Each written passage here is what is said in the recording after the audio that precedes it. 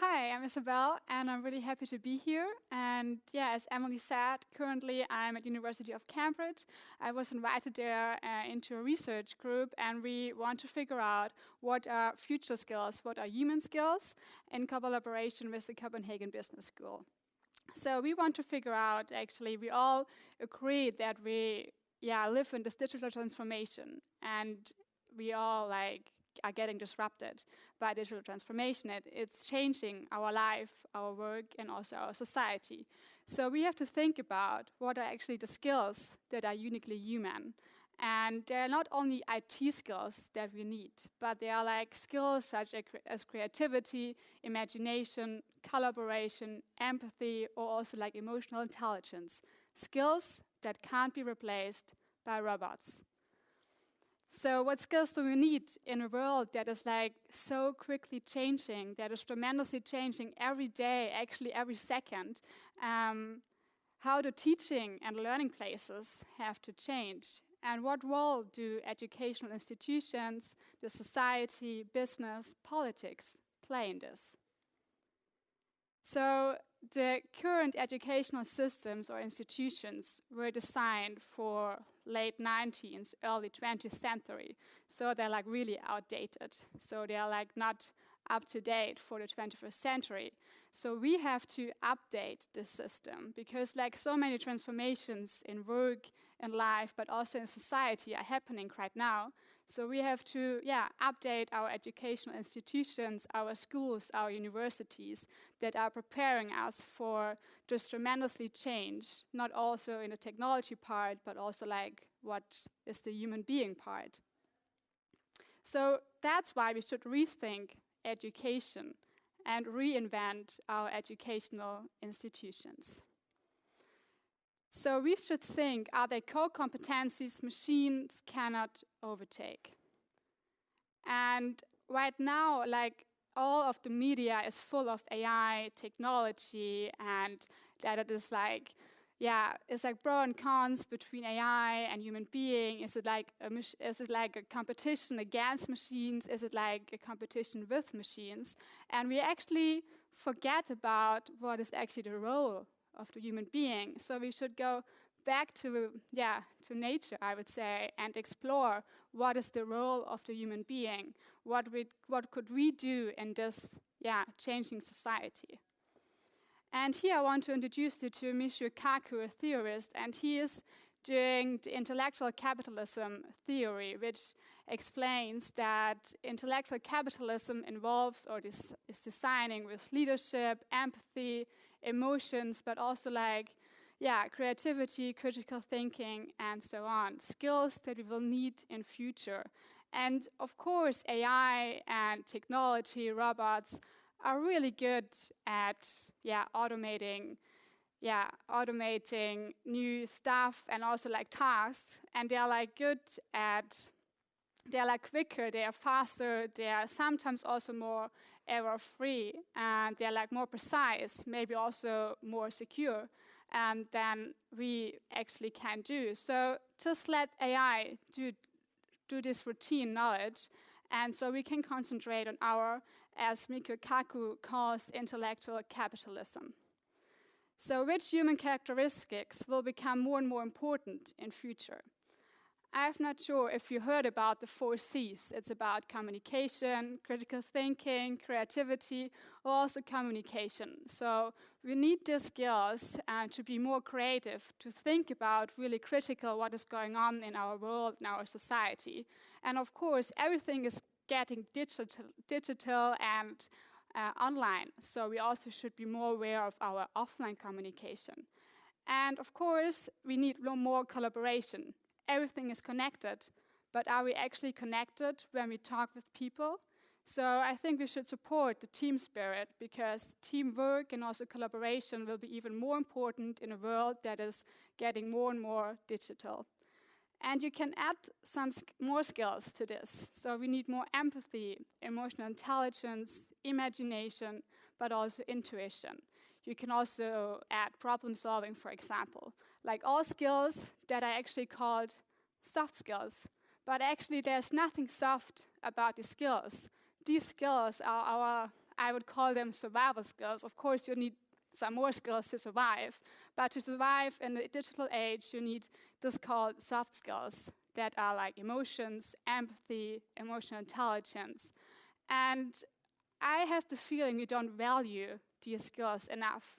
So we should go out and we should be present with our soft skills. We should show more emotions. We should be more empathic. And we should be more creative, of course. And here I want to quote Thomas Friedman, a US journalist. He said, "Once the vast majority of us worked with their hands.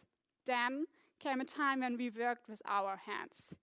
And in the age to come, we will work with our hearts, because that's the only thing a machine will never have." And I mean, he's so damn right. I mean, our heart is speaking for itself, and we need our head, our hands, and our heart to succeed in this kind of digital world. So speak with your heart, speak with your emotions, and be more empathic with your surrounders. And we should not do this transformation not just as soon as possible, but actually we should start today. So we should start as early as possible.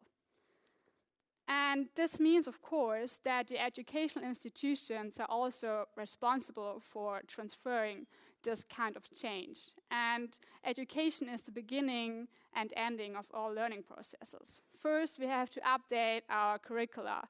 Of course, we need IT skills, we need how to do the digital skills, because we have to figure out how machines and technology is working. But other from that, we also need classes where we learn how to be creative, how to be more emotional, maybe also vulnerable, but also how we connect with other people, how we communicate right. And when I look back to my school time, I think I never had a class which was called creativity. Of course, I had arts. But I think we need some of these classes that we learn the future skills, because they will help us to survive in a digital age.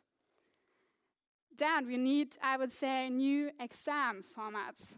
I would say multiple choice is actually not the best way to transform into future skills or to prepare our students for future skills.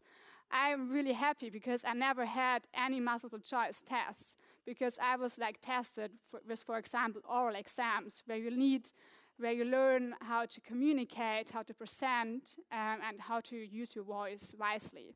Then I also, for example, have 24 hours, 48 or 72-hour take-home exams where you get a task and have to solve the problem under time pressure, but also have to think critical, but also problem solving. So you learn a lot more when you have different exam formats than in a multiple choice test. And of course, it's also really important to have team-based exam formats. Most of my exams were team-oriented and team-based, because in school, actually, we are all doing everything by our own. But when you look into the working life, actually, we all the time have to connect, we have to collaborate. And I think the school system is really not ready for this kind of thing, because we need to change into team spirit. Team spirit will be more and more important. Then, of course, we have to learn in creative learning spaces. And I don't know about you, but when I've entered this morning the Ober library, I just came inside and I was wow, there's so much creativity going on. And I think Ober is a good example how libraries of the future can look like. So we have to create more and better learning spaces, some kind of co-working spaces where everyone wants just to go into library and wants to have fun because they love being in this room, because this room is getting full of creativity and new ideas. And then in the end, because it's all about a human being, we need, of course, teachers and professors. But I would say also, when I'm thinking back, there's a professor standing here in front, I'm doing right now, and is talking, 500 students. And 70% of the students are actually don't listening. they're like maybe on Facebook doing other stuff. So it's really inefficient. And I think we should use like MOOCs or online-based learning systems that students can prepare before they're coming to lectures, for examples. And the professor or teacher should be more act like a mentor. I want someone who's like challenging me in my inner strength, who is like getting me input, who's like, getting me more creative feedback. So the teacher of the future, or also the professor of the future, should be more like a mentor with whom we can talk about everything, and also it's getting us helping to grow our personality, because it's also about growing personalities or to support our personal path. So in the end, AI and technology, they all have to fit into one human-centered value system. And I think just ask about, so why should machines take over? Why should they like getting the path, like which values we have or not?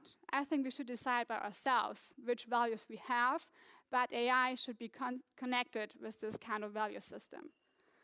So we should revamp our education institutions and how education will look like in the future. Of course, you need future skills, but you also need the educational change in an institutionalized way.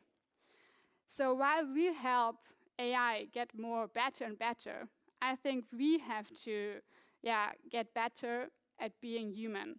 Because in the end, we should live the best possible human life, because it's our life and not the life of machines. I believe in humanity. Do you? Thank you.